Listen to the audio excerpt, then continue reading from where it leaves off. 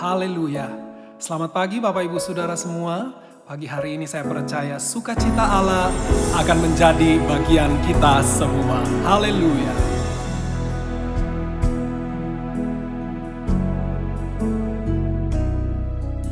Sukacitaku penuh, ku bermazmur bagimu, karena ku tahu ku telah ditebus oleh curahan darah-Mu. Ku menari bagimu, ku memuji nama-Mu, karena ku tahu ku berkemenangan oleh curahan darah-Mu.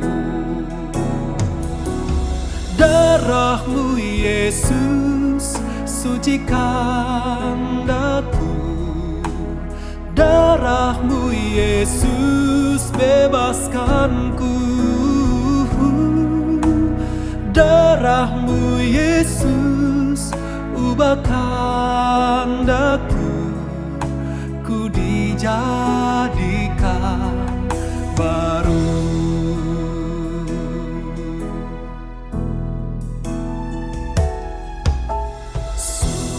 Sukacitaku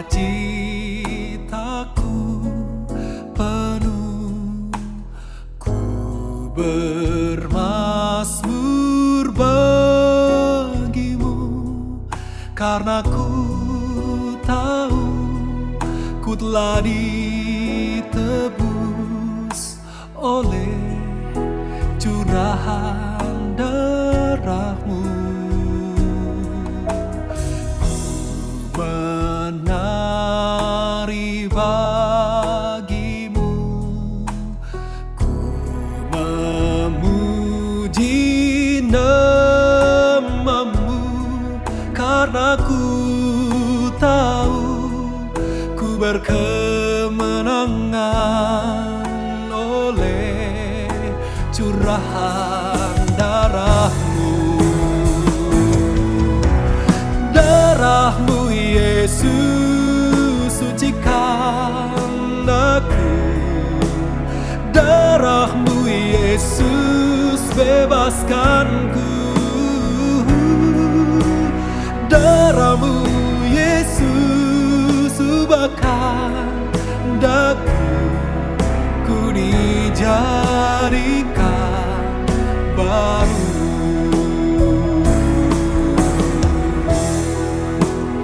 Oh, darah-Mu Yesus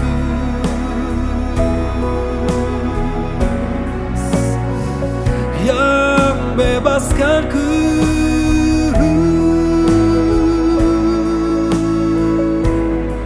Terima kasih.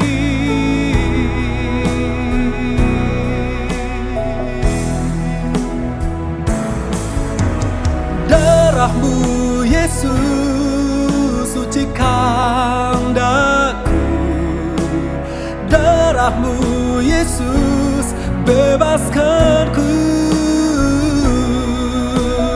darah-Mu Yesus ubahkan daku, ku dijadikan baru, ku dijadikan baru, ku dijadikan baru.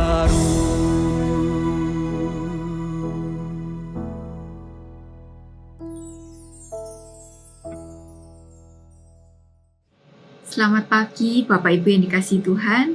Judul renungan firman Tuhan pada pagi hari ini adalah ingin hidup damai.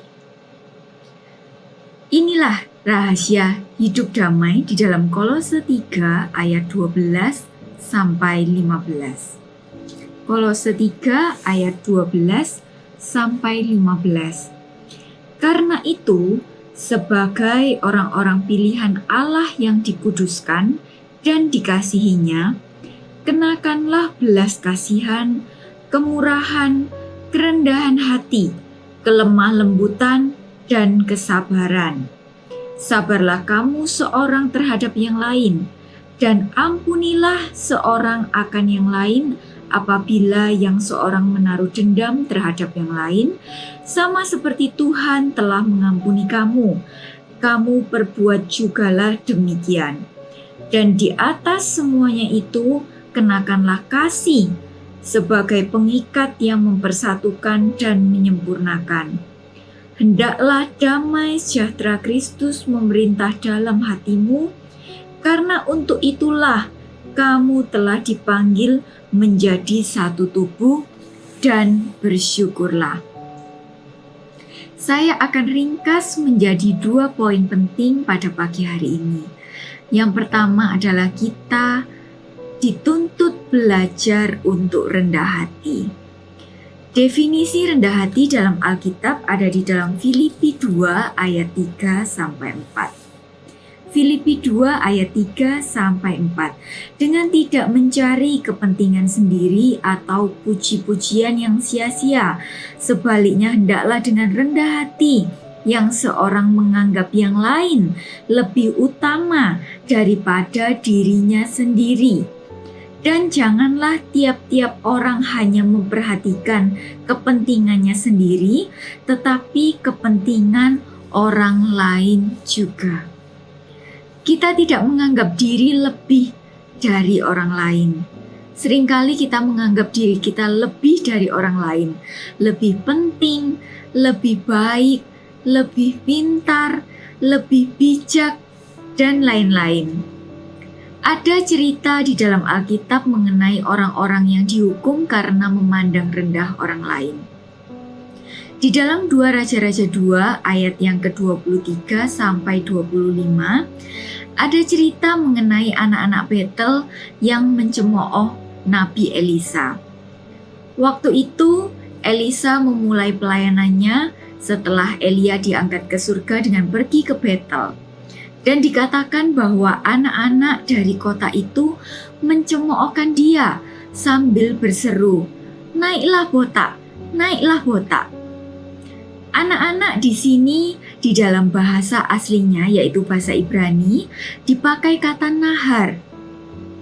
Ini menunjukkan bahwa mereka bukan anak-anak secara fisik yang masih kecil, namun mereka adalah orang yang sudah dewasa tetapi masih muda mentalnya, masih anak-anak di dalam mentalnya. Mereka ada di daerah yang sudah dipengaruhi oleh penyembahan berhala dan nabi-nabi Baal. Orang-orang ini mempunyai kepercayaan bahwa orang botak adalah orang yang dikutuk. Jadi, orang-orang penyembah berhala ini memandang rendah Elisa karena mereka menilai bahwa Elisa adalah orang yang dikutuk. Mereka merasa bahwa mereka lebih baik dari Elisa. Maka Tuhan menghukum orang-orang ini. 42 orang dicapik-capik oleh beruang. Apa pesan dari cerita ini? Yaitu kita jangan cepat menilai sesama kita. Jangan kita memandang rendah orang lain karena apa yang kita pikirkan belum tentu benar. Hendaklah kita menghormati orang lain karena semua orang pasti punya kelebihan yang tidak kita miliki, Bapak Ibu sekalian. Poin yang kedua, kita harus belajar untuk sabar dan mengampuni supaya kita bisa hidup dengan damai. Sebisa mungkin kita menghindari pertengkaran, apalagi dengan saudara seiman kita. Di dalam sebuah pertengkaran, entah kita menang atau kalah dalam pertengkaran itu, kita tetap kalah, Bapak Ibu. Bahkan di dalam 1 Korintus 6 ayat 7 dikatakan, adanya saja perkara di antara kamu yang seorang terhadap yang lain telah merupakan kekalahan bagi kita. Mengapa kamu tidak lebih suka menderita ketidakadilan? Mengapakah kamu tidak lebih suka dirugikan? Di dalam Kejadian 13 diceritakan tentang Abraham dan Lot yang berpisah karena terjadi perkelahian antara para gembala Abraham dan para gembala Lot. Di dalam Kejadian 13 ayat 7 dituliskan, pada waktu perkelahian itu, waktu itu orang Kanaan dan orang Feris diam di negeri itu. Mengapa dituliskan demikian? Orang Kanaan dan orang Feris ini adalah orang-orang yang tidak percaya Tuhan. Perselisihan itu artinya sedang disaksikan oleh orang-orang tidak percaya. Maka hal ini tidak memuliakan Tuhan. Hidup kita sebagai orang-orang Kristen diperhatikan oleh orang-orang di luar kita. Maka seharusnya apa yang kita lakukan membuat orang lain ingin mengenal Tuhan kita, bukan sebaliknya. Bukan membuat mereka malah mencemooh Tuhan kita. Tetapi kita lihat apa yang dilakukan oleh Abraham. Ia sabar. Ia tidak menuntut haknya. Dan Abraham adalah orang yang rendah hati. Buktinya apa? Meskipun Abraham lebih tua dan seharusnya lebih berhak daripada Lot, ia mengesampingkan semuanya itu. Ia menyuruh Lot memilih terlebih dahulu, artinya ia mendahulukan kepentingan orang lain. Ini juga menunjukkan iman Abraham. Kepercayaannya bukan ia letakkan pada tanah yang ia pandang, tetapi pada penyedia berkat, yaitu Tuhan Allah sendiri. Mungkin hari ini, Bapak, Ibu, Saudara sekalian, ada yang memiliki ganjalan di hati atau bahkan luka di hati karena pernah diperlakukan tidak adil atau sedang diperlakukan tidak adil karena hak-hak Bapak, Ibu, Saudara direbut secara tidak adil. Mari, pada pagi hari ini kita mau lepaskan segalanya itu. Kita mau hindari konflik-konflik yang tidak perlu. Maafkan mereka meskipun mereka belum meminta maaf. Karena Allah, penyedia berkat itu, ada di pihak kita, orang-orang yang bergantung kepada Allah.